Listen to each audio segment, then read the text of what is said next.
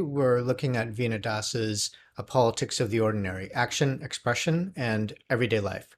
This comes from her recent book, Textures of the Ordinary.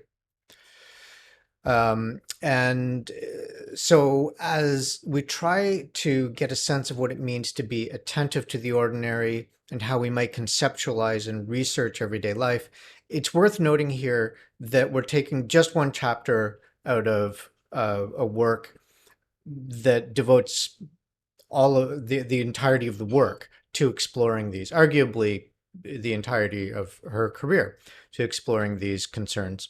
So we're getting more pointed in a direction here rather than being shown a full laid down path in just this chapter. She opens the chapter with the observation that everyday life has a dual character. She says, it is both a space of routines and habits, as well as a space that contains the potential of generating the kind of doubts about one's relations to others and to oneself that can become world annihilating. And this is a feature that she calls the uncanny, or that she calls uncanny, excuse me. So Freud has probably the most influential essay on the uncanny, in which he points to the convergence of ambiguity and dread, the familiar appearing alien. Cavell also points to Freud and how Freud returns to examples in the uncanny of being unable to determine if an object that appears animate is alive or not, or if an apparently inanimate object is alive. So I'd suggest that these are circumstances in which we cannot tell if criteria tell us what an object is. So as if we're at a loss to apply criteria to our world. I'll just give you a brief section from Freud's work. It's the very last note in his essay, The Uncanny, and it's sort of funny, but captures the essence of what he's after in some ways. So he's recounting his own experience of something uncanny. He says, I was sitting alone in my sleeping compartment when the train lurched violently. The door of the adjacent toilet swung open and an elderly gentleman in a dressing gown and traveling cap entered my compartment. I assumed that on leaving the toilet, which was located between the two compartments, he had turned the wrong way and entered mine by mistake. I jumped up to put him right, but soon realized, to my astonishment, that the intruder was my own image, reflected in the mirror on the connecting door. I can still recall that I found his appearance thoroughly unpleasant. Hence, instead of being frightened by our doubles, both Mach, who he was referring to before this, and I simply failed to recognize them. Or was the displeasure we felt at seeing these unexpected images of ourselves perhaps a vestige of the archaic reaction to the double as something uncanny? And so the small takeaway that I want to get from this is that there's the uncanniness of the familiar appearing unfamiliar, or the unfamiliar appearing familiar, is something that kind of runs through the everyday as a possible source of disruption. But now back to Das's paper.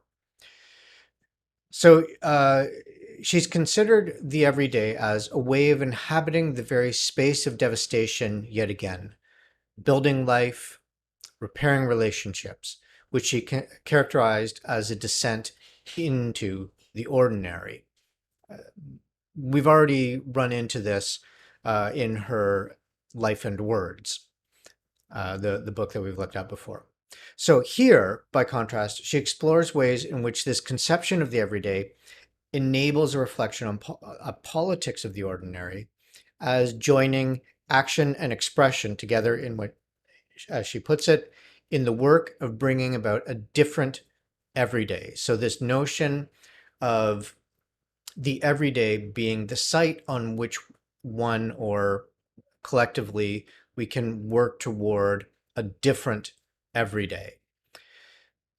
In Philosophical Investigations, Wittgenstein writes, what has to be accepted, the given is, someone could say, forms of life.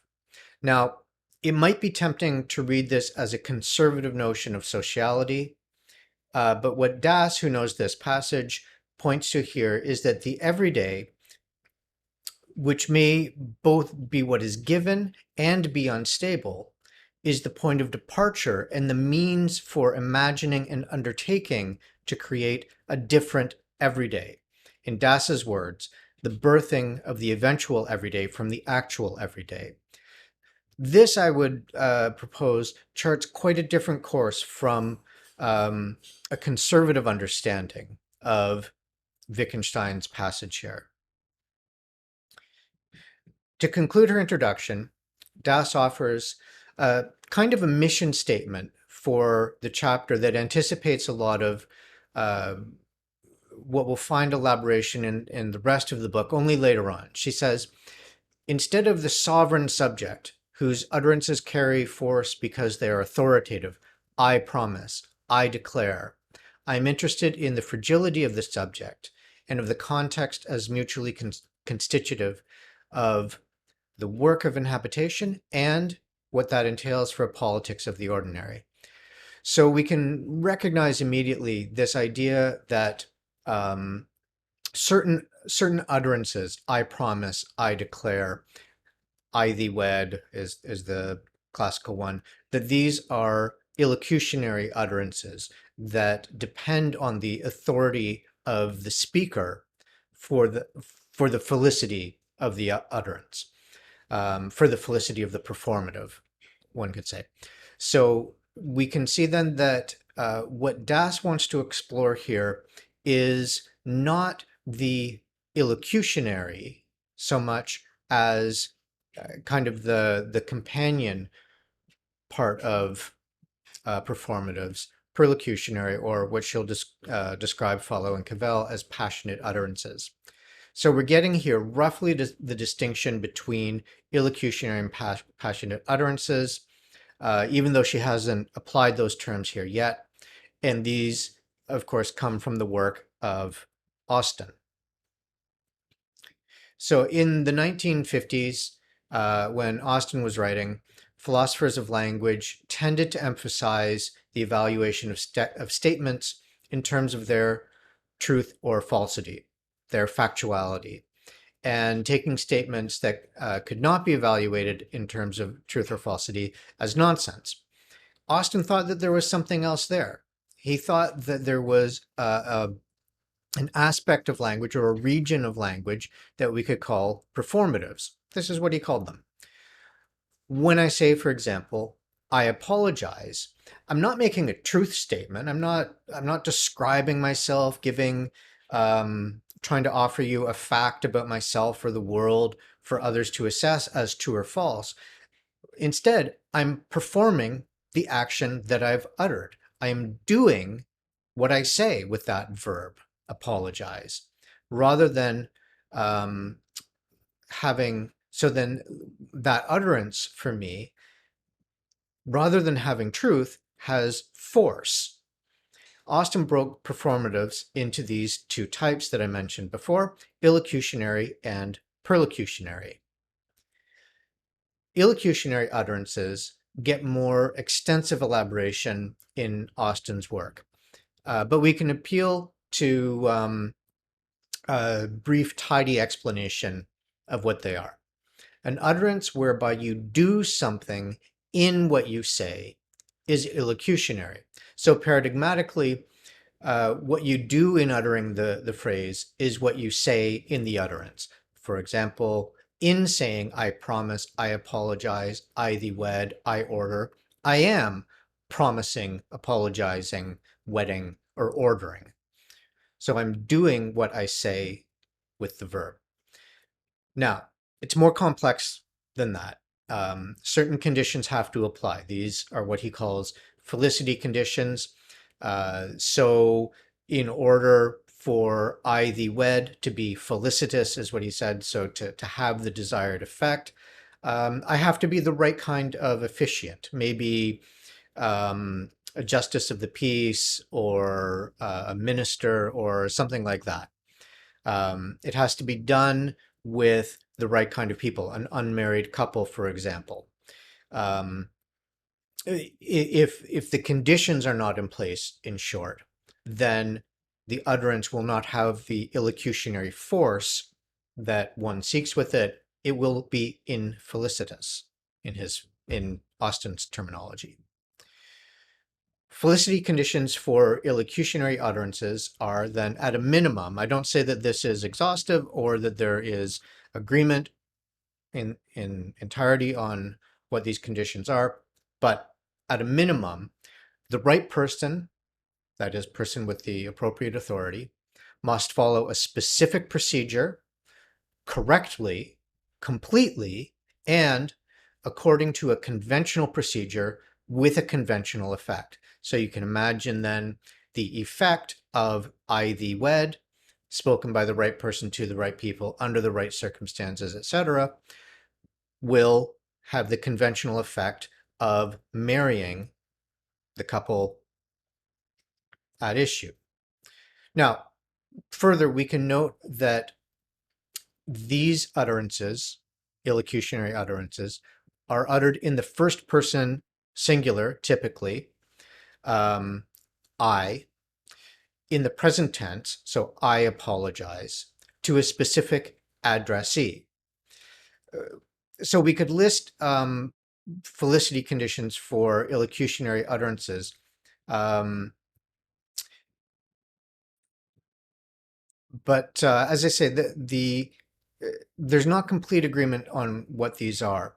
But we can see then that something like I apologize, even though it doesn't have exactly the same apparatus as I thee wed would require, it's I have to say it as the wrongdoer. I have to say it to the one who is wronged, to the wronged party. So something that I would, I'm not sure that this needs much elaboration here, but I would offer as uh, having some potential validity is that the first person plural might also work in some circumstances. So you can imagine a circumstance in which I and another person have had a discussion about some set of circumstances, and we say, we promise, so that we promise to do whatever it is. Similarly, you can imagine a terrible work situation in which a group of people collectively say, we resign. Now, these may be illocutionary. So in these circumstances, maybe the first person singular is not necessary, just the first person is. But we can also see it's not going to work in all circumstances. We thee wed, it's probably not going to be felicited. Further, it doesn't work with just any verb. So if I were to say, I comfort you, in saying that, I'm not necessarily comforting you. So it's not an illocutionary utterance. We can say comforting words with a comforting effect, but that's going to be probably perlocutionary rather than illocutionary. So then a further thing, the present tense. If I say I apologized or he apologized, second or third person, those are descriptive statements rather than illocutionary. So the present tense from the speaker who is authorized to make the statement to the appropriate audience, these are elemental for illocution. Perlocution is different in that it's not based in convention, doesn't have specified procedures. In fact, there's an argument that it can't have specified procedures. It doesn't have conventional effects. The effects are open-ended. Things could go any number of different directions. And it doesn't have authorized speakers, so that when you utter a perlocutionary phrase, you're not uttering it on the strength of your authority as a speaker.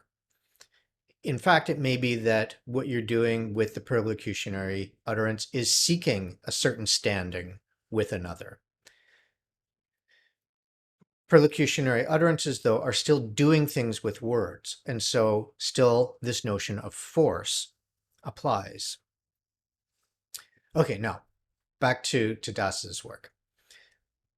She's interested in how Austin knits together action and expression, especially in cases, borrowing from Cavell, of passionate utterances. What she wants to understand then is how the fragility of performances, they can fail in all kinds of different ways, relates to the fragility of our relations.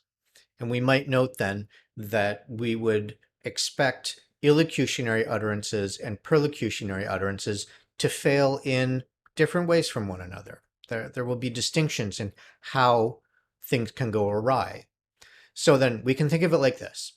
Our life and language constitutes everyday life, so that the vulnerability of our words and or as our actions to error, both our words and our actions are vulnerable to error, and unanticipated outcomes, is then vulnerability we face with one another. Das points to Cavell's description of passionate utterances to consider then how bringing desire into the picture, both speaker and hearer can be placed in jeopardy. Take, for example, someone saying, "I love you." So they can't rely on a shared convention to be successful. It's not, it doesn't rely on conventional procedures in the way, say, christening of a ship relies on a specific procedure with a particular outcome. We don't know what the outcome of that utterance is going to be. That's exactly the risk that a passionate utterance has to take on. She says, passionate utterances must stake a claim to be unique to that speaker and that addressee, and must also signal the uniqueness of that moment for this person speaking these words. Further, such utterances single out the addressee, the second person to whom the words are addressed, not the first person. So this is a contrast with illocution, right? With illocution, it's the speaker who's singled out as the authoritative individual for the particular conventional procedure involved, or the particular individual who has wronged another and therefore must offer an apology, or the particular wronged individual who, having been offered an apology, is in a position to offer forgiveness. This is not the case then with passionate utterances, where it shifts the focus to the second person. So then attending to expression, not just action, in speech acts, allows us to see how perlocutionary effects are an internal possibility of expression itself. Now, if we think back to Wittgenstein emphasizing that language is principally expressive, that what we do with language is primarily express ourselves, then we can see that the stakes of such an observation are very high. That means then that perlocutionary effects are kind of a standing possibility for every word we utter. Performative and passionate utterances, then, in this view, are not two types of speech acts, but two possibilities for speech acts. The first resembling, the first enabling participation in the order of law, that's illocution. The second affording improvisation, perlocution. She says, stemming from disorders of desire in which the speech act renders the speaker and hearer vulnerable to risks. This is an aspect of perlocutionary speech. Now, to this point, Das wants us to take three main things from what she's covered so far. First, her use of the everyday indicates this dual character. So routine, habit, reproduction, repetition on one side, and the source of doubts, skepticism, despair, disorders, improvisation on the other. It is hence both secure and insecure, again, uncanny. That the source of our security should also be the source of our insecurity, and it's not always possible to discern which it is at a particular moment. It's uncanny. She says, for the second point, the image of the everyday, human intimacy and forms of action and expression are not evident. They have to be conjured as part of our anthropologists' work. So then the way we imagine the everyday will pair with the threats that we see to it and the threats that our interlocutors will see to it. Third, belonging does not imply a necessary acceptance or allegiance to one society as is, but criticism will to some degree stem from the disappointments of the everyday. So then we can think of ourselves as oriented to the everyday, not as something to which we're forced to conform, but that our dissatisfactions with the everyday, as it currently is, will be the source of our critique, so that there will remain a connection or a relation to it. Now, if we imagine the everyday with respect to marriage and intimacy, then we can think that the threat can appear as adultery. If consent is our idea of togetherness, feigned or coerced consent will be the threat. What we find then is that there's no general discovery to make here, but that rather we must make the discovery in every case. This is, in a sense, why this is a quintessentially anthropological project, that we have to find out what the case is in order to make sense of it.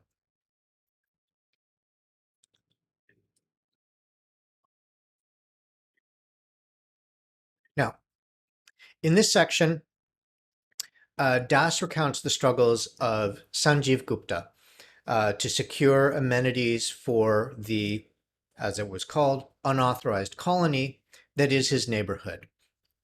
And as he encounters unclear boundaries between the legal and the illegal, that is, there are competing rulings, competing agencies with competing authorities and or at least competing claims to authority, um, competing notions of what the regulations are. Sometimes the regulations indeed may be contradictory, so that this distinction between legal and illegal is at best unclear. Now, her account describes how he has this imagination of an everyday, again, stemming from the actual everyday in which he and his neighbors live, in which his neighbors have legitimate access to electricity and water. And she writes then about how this imagination comes as a critique of the actual everyday. So it's not that it comes from somewhere else and is superimposed on the actual everyday life of he and his neighbors, but arises from within it.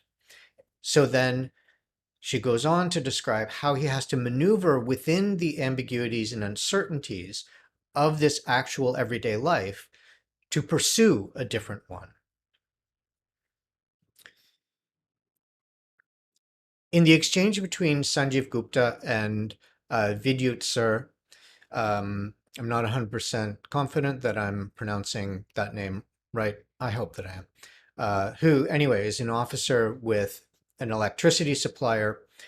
We can already see how Sanjeev Gupta's words have force, though not illocutionary force, as they occur outside of ritual-like conventions. They're not bound by ritual, they're not bound by convention.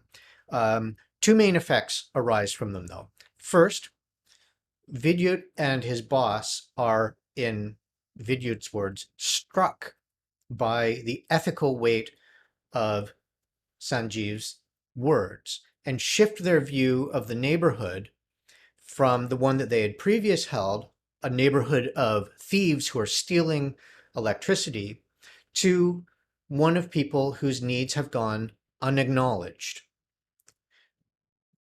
The second effect was that it became possible to collaborate, company officers and members of the neighborhood, on the massive task of figuring out how to provide households with meters. And this involved things like the chore of developing a map that would allow meters to correspond to particular residences, for example. Now, Das does say that this is not just a matter of setting aside stereotyping in order for rational, deliberative discourse to reign. There were ongoing tensions and accusations within the community, but rather the point is that there was enough coordination for the installation of transformers to become possible. From the scenes that she discusses, Das makes the observation that the officials claim that the neighborhood of thieves has the force of an illocutionary utterance, not because it makes the people into thieves, so that it's not illocutionary in the way that I Thee Wed is illocutionary, but it is illocutionary because it makes them into people who the state treats as thieves, who the state perceives to be thieves, so that it does remain illocutionary in that way, that it still has that kind of illocutionary force. An important aspect of this observation is that it shows how utterances can have illocutionary force outside of ritual settings. Again, this is not something that is happening according to a well-established procedure within clear conventions. Rather, that action and expression may both appear in illocutionary utterances, not just action. Now, a second unexpected outcome of the narrative is how Vidyut, through his receptiveness to Sanjeev's speech, becomes able to see an otherwise straightforward commercial exchange as, in fact, deeply ethical. This when he comes to consider what it is to be denied electrical service in an urban locale. Further, those to whom he turns for assistance, Sanjeev that is, he recognizes are not ethically superior to those who oppose him. So this is how Das captures that. Ethical paths for him are then strewn with the general conditions of life in which no one can claim some kind of moral purity. If the relation between the orders of normativity embodied in illocutionary force of utterances and disorders of life are so woven together, Sanjeev Gupta's and Vidyut Sur's, that should be an S, not a D, my apologies, actions make it clear that the securing of everyday life as a space of ethical action is at best a striving toward a different everyday rather than an ascent from it to a place where the world could be transcendently viewed or acted upon.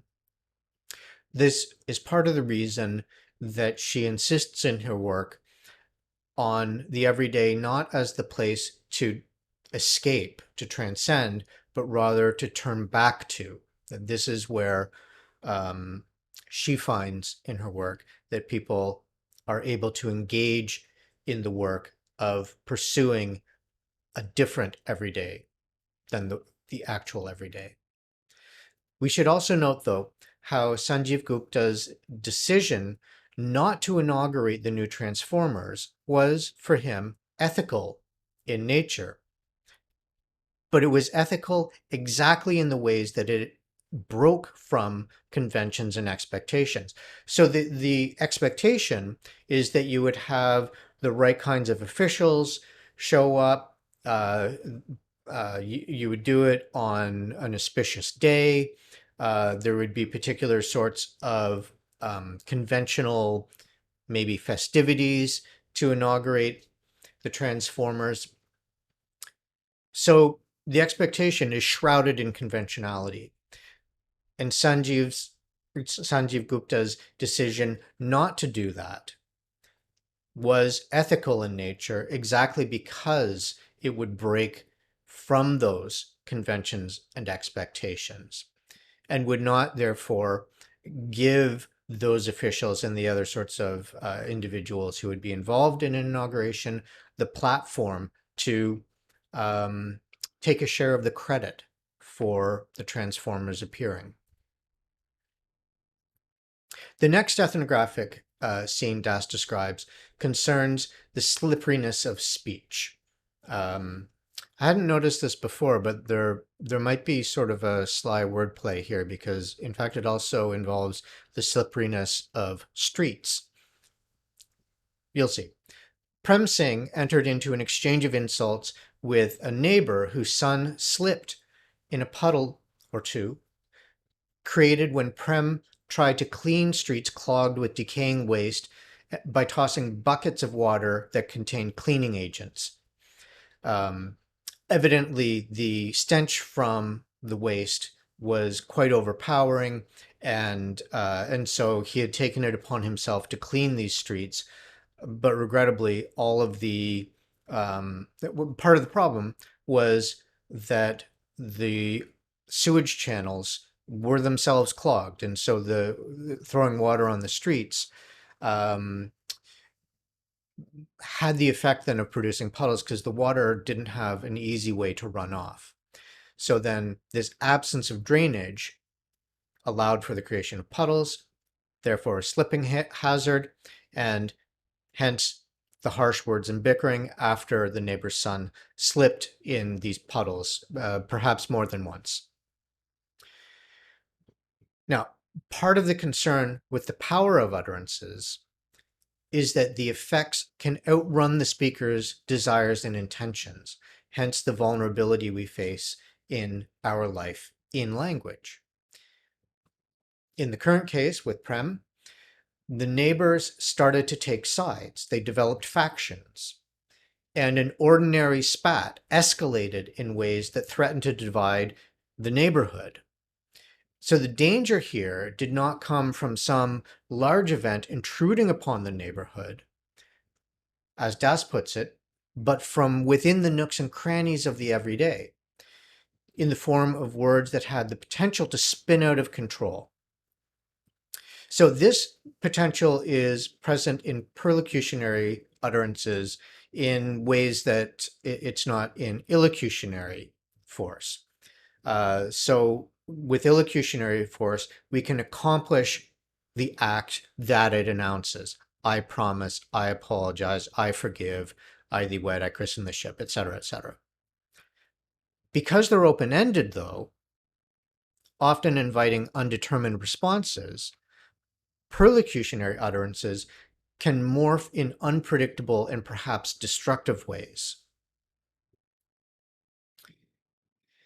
The third case that Das recounts moves in a completely different direction, exploring the way that silence can surround painful knowledge, particularly as experienced by women, and the issue of to whom one can make oneself known, as Das says. In this case, a woman, Sheila, who had suffered violations as a child in the household of her mother's relatives, who had taken them in after their father's death during the violence associated with partition, found that she could share some details of her story with Das, as with virtually nobody else, but that there were some aspects of her story that she had to maintain in silence, unspoken, as if uttering those words would throw her world into chaos.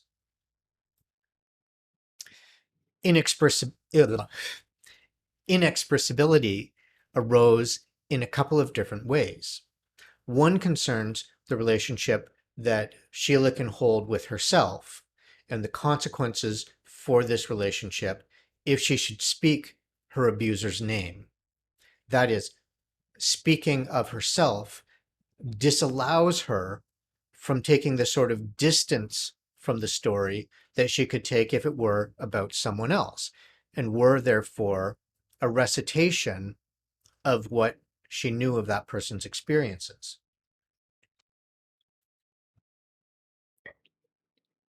Again, I note in passing the importance of the first person to this situation. Das writes, one does not use the word I to refer to oneself as one would use other pronouns to refer to a second or third person. I do not have to search around to find whom I mean when I use the first person to indicate myself. The self is not one among others. I do not infer how I am feeling by observing myself. So there's something important here, right? That the relationship to oneself is not exactly a relationship of knowledge. It's more intimate than that. So that I don't have to sort of study the facts of the matter to know if I'm feeling anguish or pain or happiness. I just am feeling anguish or pain or happiness. So that it's not then a matter of knowledge. It's not a question of whether I can be right or wrong about something. So then Das goes on to explain how, in Sheila's experience, there is a name embedded in her body that destroys the intimacy she has with herself. She cannot let go of this name without making the universe go topsy-turvy. She cannot bear to make that part of herself known in which this name resides as a hostile alien. So then, this is why doubt or skepticism about oneself is particularly devastating in ways that are distinct from doubts about others. So, in our current circumstances, for example, many of us have had to wrestle with questions: am I a danger to others? Might I bear a threat that shows no signs, no symptoms, but may be fatal to those around me, to those for whom I care the most? So then what does sociality become under such circumstances, and what sort of future does it offer?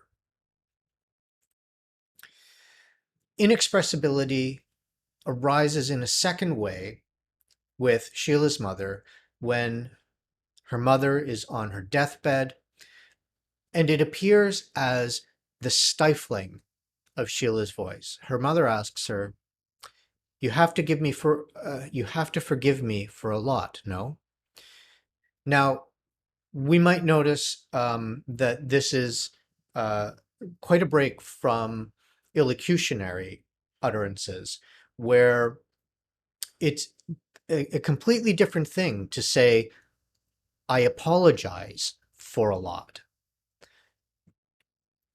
That would be an opening for Sheila then to respond with forgiveness if she had it to give. The phrasing here is quite different. It's much more coercive, really. So Sheila found that to be a completely unanswerable question for her. There was a double bind involved. If she says yes, it is an acknowledgement that Sheila, knew that her mother knew about the abuse that Sheila suffered, and by her silence, continued to facilitate, which is too much to forgive with just a word, as if it can just be something, a speck of dust flicked off your collar. But to say no is to withhold forgiveness from a dying woman, and her mother, no less. So instead, she withholds her voice or finds it stifled. It's not entirely clear to me how Das understands this, withholding or stifling voice, as her passage following her telling of Sheila's silence reads, "She responded by not responding at all. What kind of an end is this?" It's possible that there's something in telling this story that overwhelms Das's capacity to describe it. Perhaps. I'm not sure. Is this a moment of finding bedrock, finding her spade, that is to say, her pen turned, when she elects to pause, exercise patience, following Wittgenstein's example, rather than trying to push through the resistance of the other? I think it may be. I think, again, this very ambiguity of how she takes this and how she presents it allows us to maintain this this opening for patience rather than pushing through resistance. Now, there's more to say here, though. So as Cavell explains, with the performative, certain failures are reparable, especially with illocutionary utterances. There are ways back if traditions are carried out improperly. So if the marriage ceremony is performed incorrectly, you can do a do-over. Do it correctly this time, and the outcome will be the conventional outcome, a married couple. If the ritual or tradition is interrupted midway, perhaps you can pick it up and finish it, and it will still have illocutionary force. With passionate utterances, we hazard different kinds of risks because outcomes are not predictable and mark an irrevocable alteration or breach in a relationship, at least potentially. So I remember a circumstance a long time ago when a friend was recounting a story to me. She and her boyfriend had gone out fishing. And so there they were out in nature in the stream, casting beside one another in this lovely moment. And so she turns to him and says, "I love you." And his response was, "Well, that's nice." Now, I was hearing about this because it marked for her a turn in their relationship, uh, a turn that possibly there was no way back from. And and in fact, this is why she was telling me this, that this is the risk then that the passionate utterance has. It doesn't have a conventional effect. You hazard who knows what response when you make the passionate utterance. But the reason that it's a risk, the reason that it's a hazard that you have to face, is that it can mark something decisive for your future together. By training light on the unfolding of household events, as she's called them, Das has tried to describe for her readers how the ordinary gets the kind of texture it has in these settings. She writes, "In each of these three commentaries I offered, one could see that in securing the everyday, the propensity to exile oneself from life and language was ever present, as was the effort made by each of the three protagonists to bring about an everyday that could be better, more attuned to their desires for neighborhoods and families in which lives could be better, however different the tracks in which their actions and expressions slipped." Now, I want to briefly take note of something about style here. So typically, with an essay, you don't introduce new information or lines of argumentation in the conclusion. But here we find Das opening a treatment of literature on the everyday. This, however, is a chapter, not a standalone essay. And so perhaps we should adjust our stylistic expectations to recognize that the end of this chapter also sets the stage for later chapters. So I think that we can take the point that she's making here about the commentary she's worked through alongside what she's setting up for future chapters, and so as to see that this is the beginning of a discussion rather than the end of a discussion.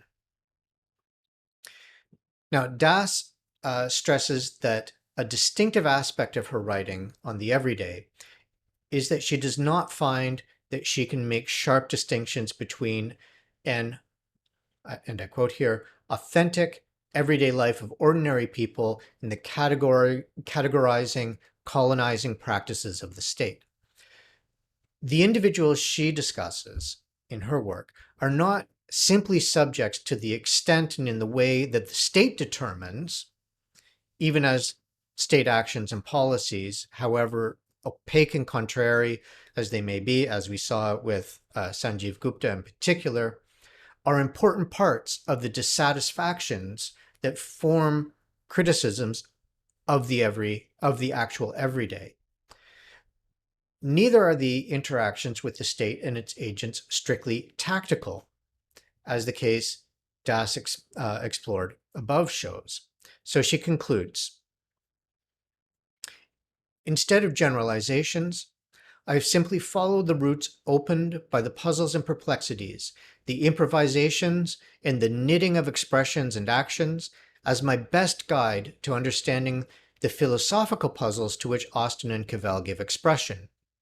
The labor of making the ordinary appear is one way to think of the kinds of political projects that can bring about the infrastructure that gives people the grounds on which they stand, or make them slip into the kind of absurdities into which Prem Singh's neighbors recognized him as having slipped. Or else there is the struggle of blocking expression as a means of protecting one's words, for which we do not always have a standing language of politics we can deploy. I take attention to these different pathways of action and expression as one in which anthropology finds its footing in the world. So what I hope we get from this then is the beginning, at least, of a sensibility of how we can start to consider the everyday as a site of research, as a site of inquiry, but then also how we can attend to the particular ways that individuals in the midst of a crisis of some scale or another, go about doing the work of recovering or reconstructing the everyday life that they find either to be in tatters or at least at risk. And the way that doing that involves not really trying to transcend the everyday as if the everyday is simply something that we can escape from, but rather turning back to the everyday to see what resources are available there for this work of recovery. Okay, that's it for today. Thank you.